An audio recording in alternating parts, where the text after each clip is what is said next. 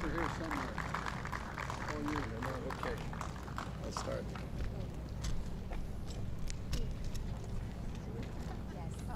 Buenas tardes, good afternoon. Mr. President, I want to officially welcome you and First Lady Jill Biden to Puerto Rico. We're honored to have you here. The people of Puerto Rico are very grateful for your steadfast support and highly appreciate your visit, particularly as we recover from Hurricane Fiona. I must highlight that this visit is not an isolated incident. It is yet another example of your commitment to the well-being of the American citizens of Puerto Rico, which you, Mr. President, and your administration have demonstrated with concrete actions for the past 19 months. That support has included total collaboration from cabinet members in key federal agencies, as well as targeted initiatives in important policy areas such as education, renewable energy, and economic development. Now, in Puerto Rico's time of need, the Biden administration has been working closely with us since before the hurricane hit us. As I have mentioned to the President, FEMA's collaboration has been instrumental to our island's reconstruction efforts, and that has helped put our people in Puerto Rico back on their feet. My team and I provided the President and his staff with a detailed briefing of where we are with respect to the recovery from Hurricane Fiona, and described the challenges and opportunities on which we must work together. This is crucial in order to be able to efficiently provide our residents equitable access to essential services and achieve the resiliency in our infrastructure that we need. To that end, I have made a request to President Biden to amend the major disaster declaration to provide an additional period of 180 days of 100% funding for debris removal, emergency protective measures, and direct federal assistance. Right now, Puerto Rico is in a full recovery mode. Just 2 weeks after Fiona, 93% of Puerto Ricans have electricity and 98% have water service. We have been able to provide safe passage to all communities whose access roads or bridges were affected, and everyone who was housed in a shelter has either returned to their home or has been provided temporary housing. All 78 Puerto Rican municipalities were included in the major disaster declaration, and more than 800,000 residents of Puerto Rico have registered with FEMA to claim individual assistance. Our efforts to combat poverty are especially important after a disaster like Hurricane Fiona, in which so many vulnerable families lost their homes and belongings. Thus, I have asked FEMA to provide immediate access to the supplies in its local warehouses to our government and the 94 local non-governmental organizations operating community hubs on our island. On the other hand, we must leverage the recent advances we have made in the ongoing reconstruction due to Hurricane Maria 5 years ago. So it is crucial that all projects stemming from the impact of Hurricane Fiona be incorporated in our previous projects in a cohesive and strategic manner. In addition, since so much of the damage by Fiona's flooding was on our transportation infrastructure, we have requested that FEMA treat the reconstruction of our roads and bridges as critical infrastructure in its recovery policy. We also talked about additional ways in which the federal government can assist us in advancing the transformation of our electric system and achieving our renewable energy generation goals by 2050, consistent with the Memorandum of Understanding we signed last February with key federal agencies. This initiative will help us promote microgrids and distributed energy in remote areas, improve our power sector resiliency, and increase access to more affordable energy and cleaner air. Finally, we spoke of the need to prioritize U.S. Army Corps of Engineers flood control projects to mitigate further damages from potential additional storms. The Corps' ongoing or potential projects cover areas that suffered damages during Hurricane Fiona, such as the areas surrounding Rio La Plata, Rio Puerto Nuevo, Rio Grande de Arecibo, Rio Nigua, Rio Guanajibo, and Rio Inabon here in Ponce. Other areas we must prioritize are aid to our farmers, climate change mitigation initiatives like coastal erosion and coral restoration projects, and adequate funding for our healthcare programs. In short, my asks to you, Mr. President, are straightforward. We want to be treated in the same way as our fellow Americans in the States in times of need. All American citizens, regardless of where they live in the United States, should receive the same support from the federal government. We're confident that the President will heed our call for equal treatment because that is consistent with his priorities and his policies. Again, I want to thank President Biden and the First Lady for their visit and for his administration's support for Puerto Rico's recovery. Thank you.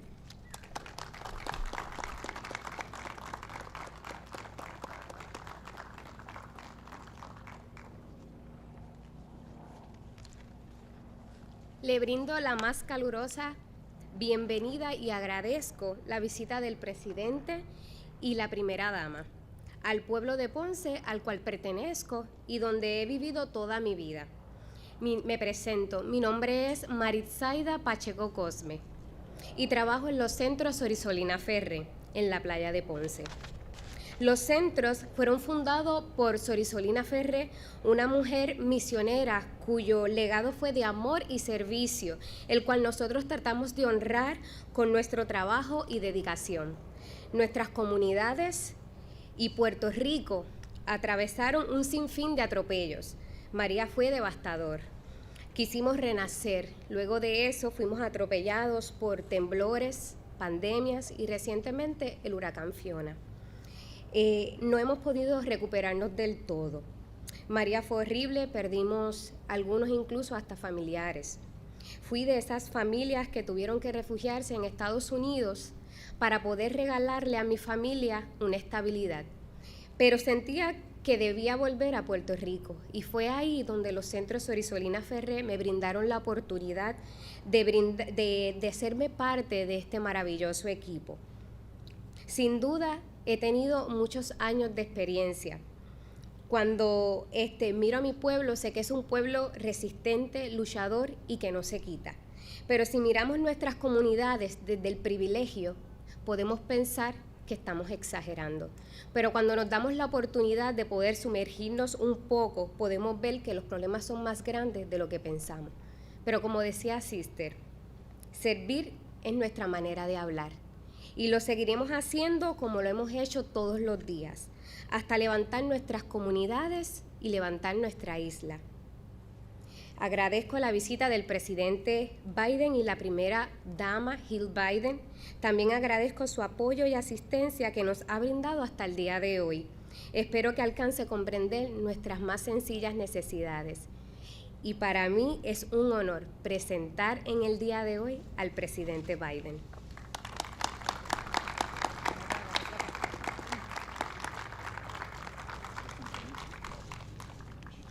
I would like to extend our warmest welcome and express our appreciation to the President and the First Lady for their visit to the municipality of Ponce, which is where I am from and where I have lived my entire life.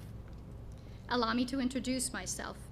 I am Maritzaida Pacheco Cosme, and I work at Centro Sorisolina Ferre, located in La Playa de Ponce. The centers were founded by Sister Isolina Ferre, a missionary woman whose legacy of love and service we try to honor with our work and dedication. Our communities and Puerto Rico have experienced countless hardships. Hurricane Maria was devastating. We wanted to recover and rebuild. After that, we were struck hard by earthquakes, the pandemic, and most recently by Hurricane Fiona. We have not been able to fully recover. Hurricane Maria was terrible. We lost everything, and some people even lost family members. Mine was one of the families that had to seek refuge in the mainland with the purpose of bringing stability to our families. But something told me that I had to come back to Puerto Rico. And it was then that the Centro Sorisolina Ferre gave me the opportunity to become part of this amazing team. I have learned a lot during these years. There is no doubt we are a resilient and hardworking people. When one looks at our communities from the standpoint of privilege, it all sounds like an exaggeration. But when you dive deeper into them, you realize that the problems are much greater than one thinks. But as Sister said, serving is our way of talking. And that is how we will continue to do what we do every day until we lift up our communities and our island of Puerto Rico. I want to thank President Biden and First Lady Jill Biden for their visit. I am also grateful for the support and assistance that they have provided so far. I hope they are able to understand our most basic needs. And I am deeply honored today to be able to introduce President Joe Biden. Thank you.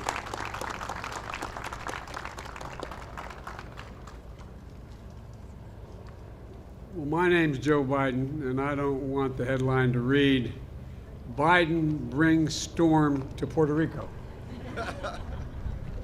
So I'm going to maybe have to cut this a little short. Let me start off by saying that Jill and I, and thank you very much for that lovely introduction. Jill and I we're anxious to be here. You know, I come from the little state of Delaware. It's not like the Congresswoman from New York. She's from the big state. But we have a very, in relative terms, large Puerto Rican population in Delaware, relative to our population. We have the 8th largest black population in the country, and between all minorities, we have 20% of our state is minority. And so I was sort of raised in the Puerto Rican community at home, politically. And so we came here for a long time, both for business and pleasure, since you're part of the Third Circuit Court of Appeals, and Delaware is as well, and I was chairman of the Judiciary Committee. I spent a lot of time in the northern part of the state. But look, it's people like you who do so much for your community and are going to make such a big difference as Puerto Rico rebuilds. Thank you, Governor, for your partnership as we work together to help rebuild Puerto Rico. And I mean rebuild it all, and rebuild it in a resilient way. So you don't, when storms come again, which they will, they're not having the damage they caused before. And I want to thank the members of Congress and local officials, community leaders who have joined us today. Ever since the hurricane struck, Jill and I have had people in Puerto Rico on our minds and in our prayers. We came here in person to show that we're with you. All of America is with you as you receive and recover and rebuild. I'm confident we're going to be able to do all you want, Governor, and I'm committed to this island. Puerto Rico has been through so much in recent years. Hurricane Maria 5 years ago, a 6.4 magnitude earthquake 2 years ago. The folks slept outside for days, worried about their homes would collapse on them if they went in. Then COVID-19, and then Fiona. And yes, Puerto Rico is a strong place, and Puerto Ricans are strong people, but even so, you have had to bear so much and more than need be, and you haven't gotten the help in a timely way. And this latest storm dealt a serious blow to all the hard work that have been done since Maria. Roads and bridges built after Maria have been washed away again. Families who spent their savings to build new homes after losing their last ones have seen them flooded away. Crops decimated, farms destroyed. Here in Ponce and communities nearby have been hit the hardest. And for days, people live without power, without water, some still in that circumstance. No idea when to be back again. And for everyone who survived Maria Fiona must have been an all too familiar nightmare. You know better than anyone that over time, these losses add up. And so Puerto Ricans have lost loved ones in this storm and in the perilous disasters. And the number can feel abstract sometimes when you hear a number, but every number is a person, every life lived. We read the obituaries and remembrances, and they all feel like people we knew. Doting grandparents, devoted parents, christened children, longtime neighbors, people who cared about their community and made a difference. And they will not be forgotten. And then through these disasters, so many people have been displaced from their homes. lost their jobs and savings or suffered injuries, often unseen, but many times seen. Yet somehow, the people of Puerto Rico keep getting back up with resilience and determination. Quite frankly, it's pretty extraordinary when you look at it from afar. And you deserve every bit of help your country can give you. That's what I'm determined to do, and that's what I promise you. After Maria, Congress approved billions of dollars for Puerto Rico, much of it not having gotten here initially. We're going to make sure you get every single dollar promised. And I'm determined to help Puerto Rico build faster than in the past and stronger and better prepared for the future. And that's why I approved emergency declarations of Puerto Rico before the hurricane. Governor, remember my call on you before the hurricane made landfall to deliver immediate federal funding to shelter people and provide essential support. Just a few days later, I approved an expedited major disaster declaration. That means federal government will cover 100% of the cost to clear debris and carry out search and rescue and continue to shelter people. It also means homeowners, renters, business owners are eligible to apply for federal help to recover damaged losses caused by Hurricane Fiona. The federal government is going to provide individual assistance for up to $37,900 for essential home repairs and another $37,900 for lost property as the law calls for, like a car or a refrigerator. Additionally, we've deployed more than 1,200 personnel from FEMA, the Army Corps of Engineers, the U.S. Coast Guard, the Department of Energy, the Environmental Protection Agency. They include search and rescue, teams to assist survivors, and power restoration experts. Power is now back, as you pointed out, governed at 92% of the island, and water is back at 95% of the island, thanks in part to the dedicated IBEW workers and federal support staff. Now we have to get to 100%. And here at this facility, you can see some of the generators from FEMA and the Army Corps of Engineers that were transporting to places that still don't have power. Here they're loaded onto trucks and brought to locations and hospitals and shelters, paired with fuel trucks so generators can be gassed up on site. My administration is also providing financial assistance to help families and individuals right away. Many families are scrambling to pay their bills right now to fill up their gas tank, to put food on the table. They can register at FEMA, cash assistance for $700 to help cover the essentials for just a little while. So far, nearly 200,000 households across Puerto Rico have received this cash assistance. $700 won't replace what you lost, not even close, but it can help take care of some of the little basics while you catch your breath and get back on your feet. And FEMA has made crisis counselors available when you're, whether you're a survivor or a first responder. If you need help or just someone to talk to, people are here for you. The hotline number is 800-981-0023. I'll say it again, 800-981-0023. Don't be embarrassed to call. Whether you're Spanish or English-speaking, counselors will be standing by to help you. And at times like these, Americans come together, and I'm grateful for our personnel of FEMA and other agencies for the hard work these past few weeks. Many of our FEMA staff, as been pointed out, are from Puerto Rico, are Puerto Rican. They've been working 24/7 to get help to people across the island, while also scrambling to help their own families and neighbors. I want to recognize the local first responders, including Puerto Rican National Guard, who have been working round the clock, and I mean it literally round the clock. They've been through a lot the past 5 years. I want to applaud the Red Cross volunteers who came from as far away as California, Louisiana, Minnesota, Texas, to help however they can. And New York sent not only a congresswoman, one of the most congresswomen in the Congress, but the state troopers and emergency responders. I don't think you're going to stay the whole time, right? Anyway, all kidding aside, New Jersey sent their all-hazard incident management teams trained for hurricane responses. These states are home to two of the largest Puerto Rican populations in the United States, New York and New Jersey, and their sisters and brothers in Puerto Rico needed them, and they answered the call. Most of all, I want to recognize the heroism and selflessness of so many people across Puerto Rico. The main story that has been reported is the storm, but there's another story, what ordinary people did when the storm hit. Literally, the day after the hurricane, the day after, Churches and community organizations opened a network of kitchens across the island to cook hot food for anyone who needed it. Folks delivered food to the elderly who were housebound. They started their generators. They shared their generation with neighbors who had medicine that needed to be refrigerated. They organized activities for kids to give their exhausted parents a break. They arranged canvases to bring food, water, and other supplies and commodities to communities cut short as a consequence of landslide and flooding that couldn't be reached. And during the storm, when the waters were rising, people went to extraordinary lengths to help each other survive. We've seen people using a raft and a boat tied to a rope to brave the raging waters and rescue neighbors trapped in their homes. You know, they aren't paratroopers or search and rescue professionals, they're neighbors.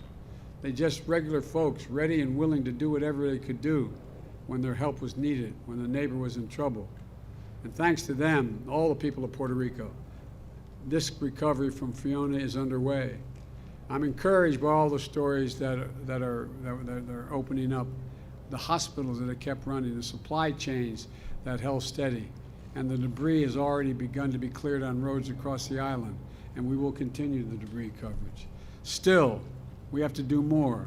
We have to ensure that when the next hurricane strikes, Puerto Rico is ready. Today, I'm announcing more than $60 million in funding to help coastal areas in Puerto Rico become better prepared for the storm. For example, we can create a flood warning system to help shore up levees and flood walls.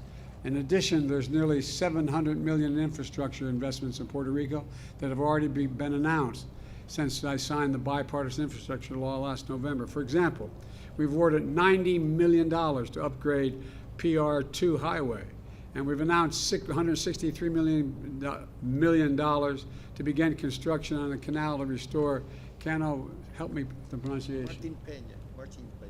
Martin Peña, that entire ecosystem. And we're going to clean up polluted waters and restore mitigation mangrove habitats, and bring back marine life. And you're going to see investments like these increasing significantly in the months ahead. We're investing in Puerto Rico's roads, bridges, public transit, ports, airports, water safety, and high-speed internet. We know that the climate crisis and more extreme weather are going to continue to hit this island and hit the United States overall. And as we rebuild, we have to ensure that we build it to last. We're particularly focused on the power grid. This year, to date, Puerto Rico has received $4 million to help make the power grid more resilient. That number is going to go up. As we conveyed to the governor, I'm ready to deploy and expedite more resources from the Department of Energy and other federal agencies, not just, I don't usually talk this fast, but it looks like it's moving quickly. To help transform the entire system so the Puerto Rican people can get clean, reliable, affordable power they need, and the power stays in homes and hospitals when storms like Fiona strike. That includes mini grids, which you can begin to deploy soon so we are less dependent on transmission lines across the long distances, and more redundancy when the storms hit. The goal is lower energy bills and more reliable power for Puerto Rican households. Additionally, I've asked the Secretary of Energy, Jennifer Granholm, who's a first-rate person, to lead a supercharged effort across the entire federal government. She's going to put in place the Puerto Rican Grid Recovery Modernization Team to bring to bear all the federal resources and technical assistance and additional support for Puerto Rico. And we'll help as you work to repair your grid quickly and drive decisive progress on the game plan for Puerto Rico's clean energy transformation. You know, I also know many people in Puerto Rico have many family friends and friends in Florida. Your hearts are with them right now, and their hearts are with you. Jill and I will be in Florida on Wednesday. And as I've made clear, at times like these, our nation comes together, put aside our political differences, and get to work. We show up when we're needed. Because if we lost our home, if we lost a loved one, we'd hope that people would show up for us as well. And I want the people of Puerto Rico to know I'm committed, to my entire administration is committed, to standing with you every step of the way, as long as it takes. And the White House reception honoring Hispanic History Month, a U.S. Army chaplain, a Catholic priest, proud son of Puerto Rico, offered a prayer for all those who suffered through the hurricane, including Puerto Rico. Here's what he said. He said, "Give us generous hearts that we may continue to use our gifts to support them." Well, the people of Puerto Rico have generous hearts, and that's what they get through this. We're return to generosity.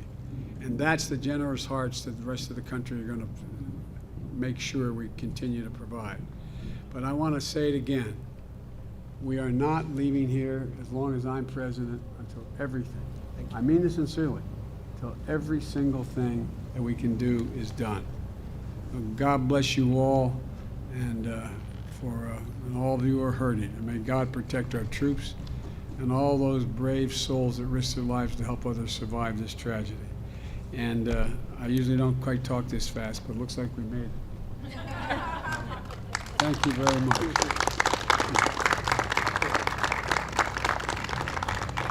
I want to bring up the, do you mind go? I was up in New York with the mayor and with the governor. And what they wanted to talk to me about, they wanted to talk to me about Puerto Rico. No, remember? We sat there? Yes. Yes. And so it is one of the best congresswomen in the congresspersons in the entire Congress. And she's, were you born here?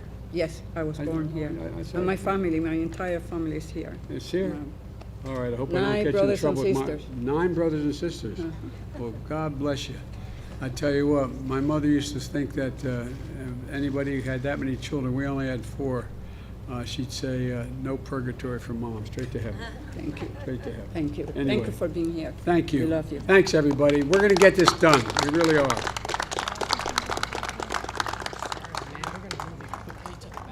We're going to move me quickly. Okay, thanks, everybody. I really mean it. Thank you very much.